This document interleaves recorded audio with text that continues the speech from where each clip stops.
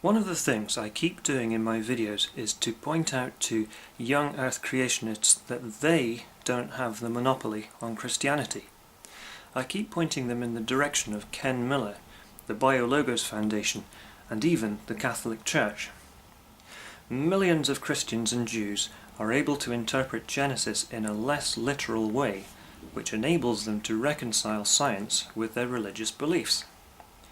I'm an a-supernaturalist, an apistivist, an agnostic, and an atheist. That might sound confusing, but unfortunately people argue about how to define those words. Basically, I haven't been convinced that the supernatural is real, and most gods are claimed to be supernatural. But that's beside the point. I have no real argument with religious people who don't try to undermine science, which is precisely what young Earth creationists do. It's not always easy to tell whether they do this intentionally or due to a lack of understanding. So, if you are a young Earth creationist, understand this. Millions of Bible-believing Christians interpret the scriptures in a less literal way than you do. They don't insist that the Hebrew word yom must mean 24-hour day in Genesis 1. Yom can also be translated as decade, century, millennium, age, epoch, or era, similar to when we say something like back in the day. When we do that, we're not referring to a specific 24-hour time period. So understand that other Christians interpret the days in Genesis 1 as unspecified long periods of time. If we consider the literal interpretation of Scripture, how many young Earth creationists actually believe that humans will literally become sheep and goats at the final judgment? I don't want any young Earth creationists to take what I'm saying on faith, so keep watching and notice that the rest of this video is a mirror of a video made by the Biologos Foundation, which was set up a few years ago by scientists who happen to be Christians, including Francis Collins, the former head of the Human Genome Project. Although I have reached a different conclusion about the God question, I fully support what they have to say about the science.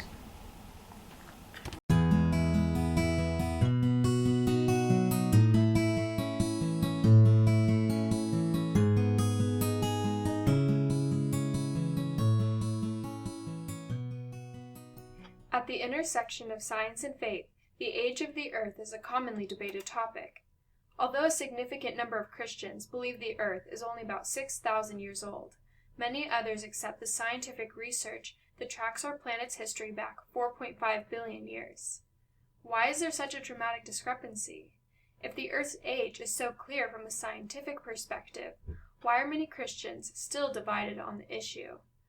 There are many arguments on both sides, but at the root of the disagreement are the differing interpretations of the creation story in Genesis. Many Christians, known as young Earth creationists, believe the Bible records 7 24-hour days of creation, and so they calculate the age based on this 7-day model as well as the genealogies in the Old Testament. However, others believe the Earth is old, and the 7 days of creation in Genesis 1 are not speaking of 24-hour periods, and so they agree with studies done by scientists which suggest the Earth is 4.5 billion years old. How have scientists arrived at the age of 4.5 billion years? Let's take a look. When scientists are investigating and answering questions about the natural world, a powerful way to test their conclusions is to obtain similar results from independent methods and repeatable experiments. This is just the case when it comes to the age of the Earth.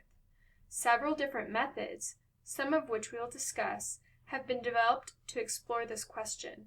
And although none of them give an absolute date of the Earth, they do progressively point to an Earth far older than 6,000 years. Let's first look at a familiar technique we call tree ring dating. This is a pretty straightforward process where scientists count the ring formations in a tree trunk to find out how old it is. Sometimes the trees are dead and cracked, so it's just a matter of cutting a slice of the trunk and seeing how many rings are there.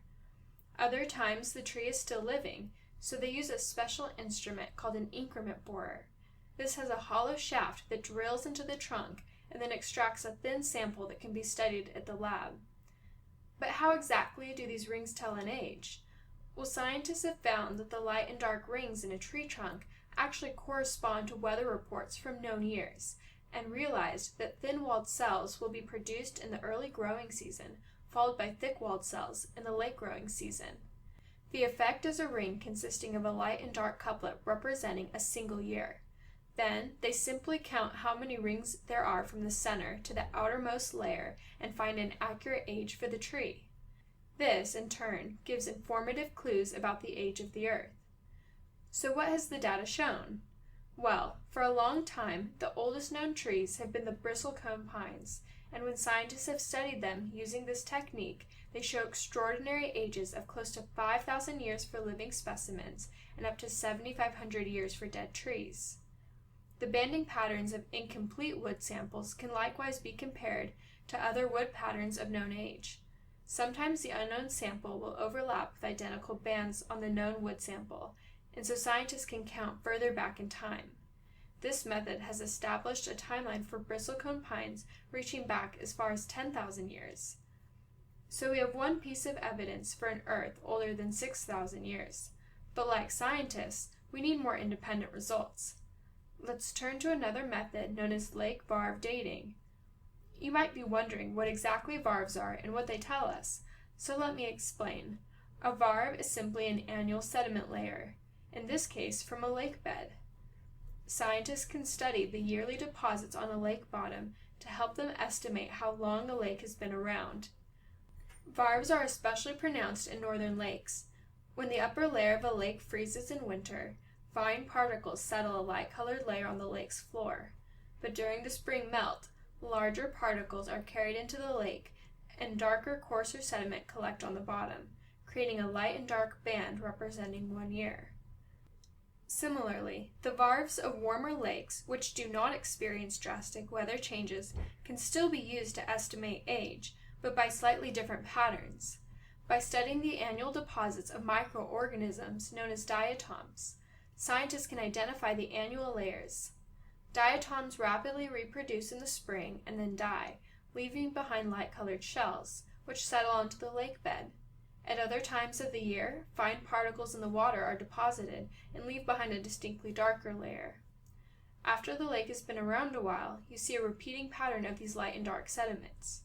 Just as with the tree rings, each couplet represents a year, and so scientists have used them to do dating studies as well. One such investigation was done at Lake Sugetsu in Japan by a multinational collaborative research team. They collected a core sample about 73 meters long and analyzed it using 2 complementary methods at 2 separate labs. The core displayed over 100,000 couplets, indicating an age of over 100,000 years. As I said before, although counting tree rings and lake varves are reliable methods, they don't give an absolute age of the Earth, but just a minimum age, and so we must use another approach to travel further back on Earth's timeline. For this, scientists use the radiometric dating of rocks. This method is valuable since it relies on well-known principles of radioactive decay that cannot be interrupted by Earth's physical and chemical processes. As I discussed in my earlier videocast, radiometric dating relies on our understanding of the decay of an atom's nucleus. Unstable parent elements decay at a constant rate into stable daughter elements. When asking how old certain rocks are, scientists can study the ratio of a parent atom to its daughter atom in certain rock crystals. Using this ratio and the known decay rate, scientists can actually calculate how much time has passed since the crystals formed in the rock.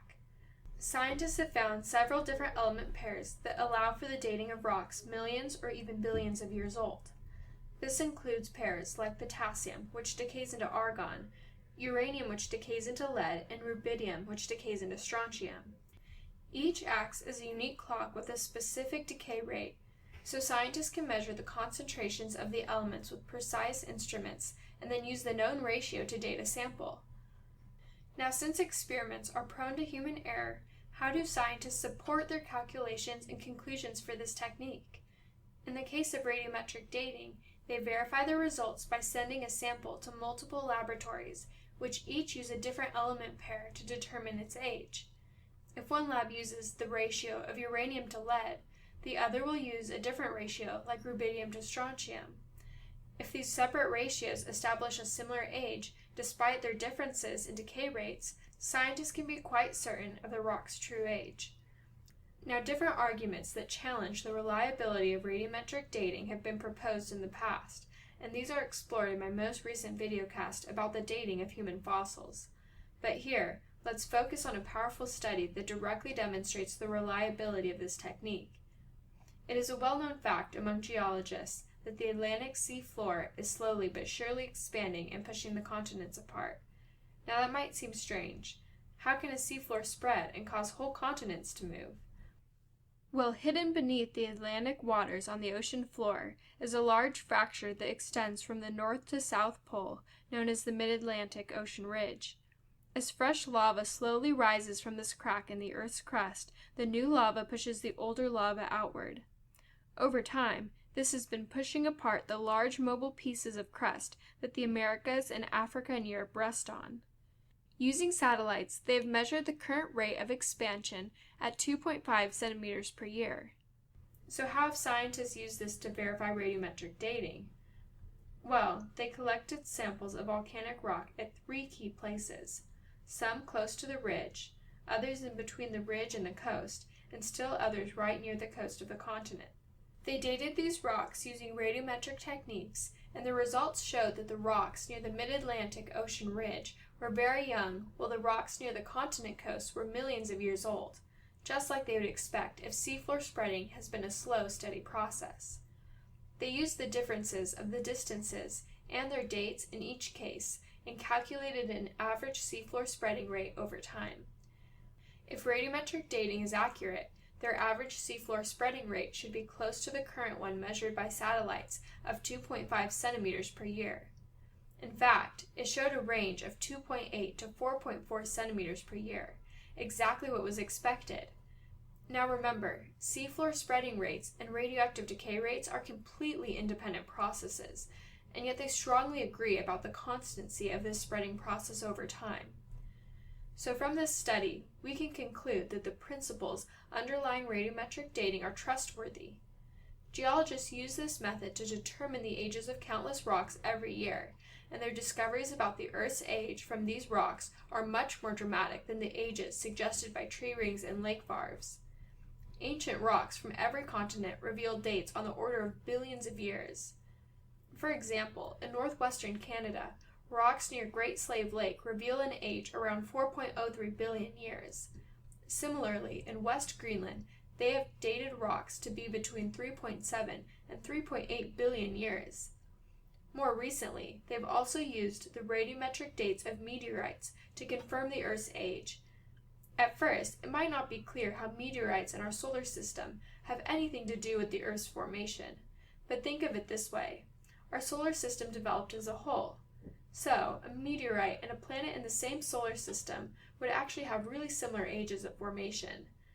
What have these samples shown? Well, they provide a range of 4.4 to 4.5 billion years based on the isotopic lead ratios, which originally decayed from uranium isotopes. With all numbers considered, scientists are confident the Earth is close to 4.5 billion years old.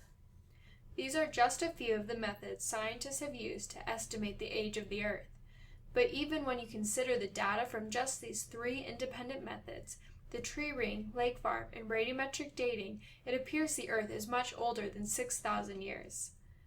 Now, even though the science underlying the ancient dates is convincing, you still may wonder whether or not the creation account in the Bible allows for an old Earth model. This is understandable. Most Christians have been taught that Genesis 1 is a straightforward account of how God created the universe in the beginning. For example, you might think of this story like this. God created the world in 7 24-hour days and brought forth the earth, its environment, and all its living creatures in their present-day form. Then he made a man and woman out of the soil in the Garden of Eden and gave them the breath of life. With this understanding of Genesis 1, there isn't room for an earth much older than 6,000 years. However, we know converging disciplines in science point to an age of billions of years old. This presents a challenge to Christians who take the revelation of God in both His Word and creation seriously. Who is is right, you might wonder, the scientists or God's word? Well, it seems unlikely that God's creation could contradict his word, so perhaps we must study Genesis 1 on a deeper level and reconsider our interpretation. We obviously can't explore every interpretation of Genesis 1 here, but I do want to highlight a couple important ideas that provide a good framework for understanding it.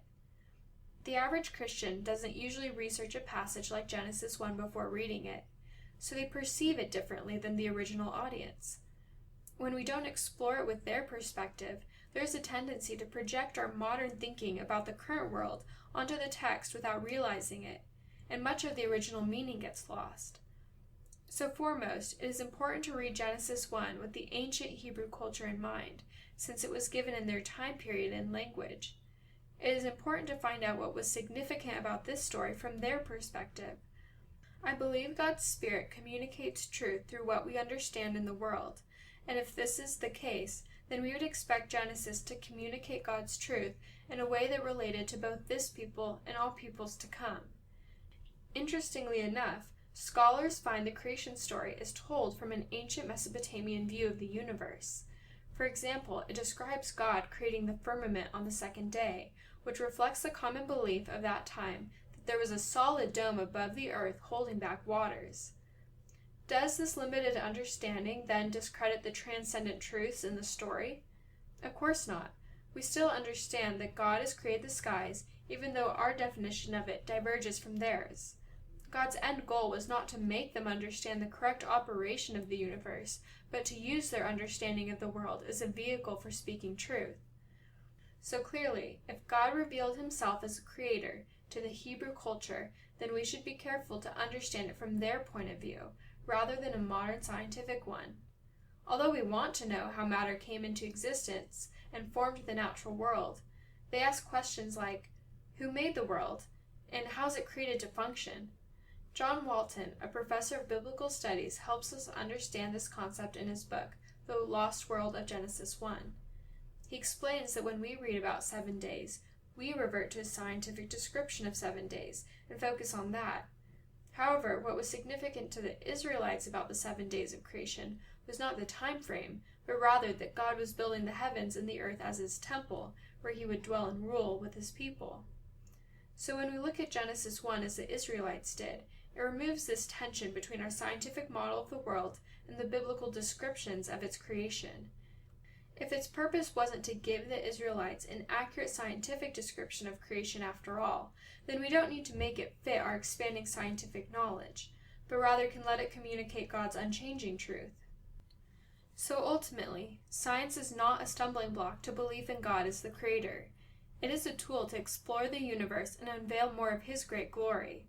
As humans, we study the world because we long to know the one who made it. Indeed, creation attracts us back to God and to his Son Jesus as we draw near in wonder and worship. This is beautifully articulated by King David in Psalm 19. The heavens declare the glory of God. The skies proclaim the work of his hands. Day after day they pour forth speech. Night after night they reveal knowledge. They have no speech, they use no words. No sound is heard from them. Yet their voice goes out into all the earth, their words to the ends of the world. Although some people try to choose between studying creation and the Bible, this is unnecessary. God gave creation a voice that declares who he is to all people. This voice doesn't contradict the truth of God's word, but rather expands our limited perceptions of him. Romans 1:20 boldly declares that creation even witnesses to the power and nature of God, so that all people might know him.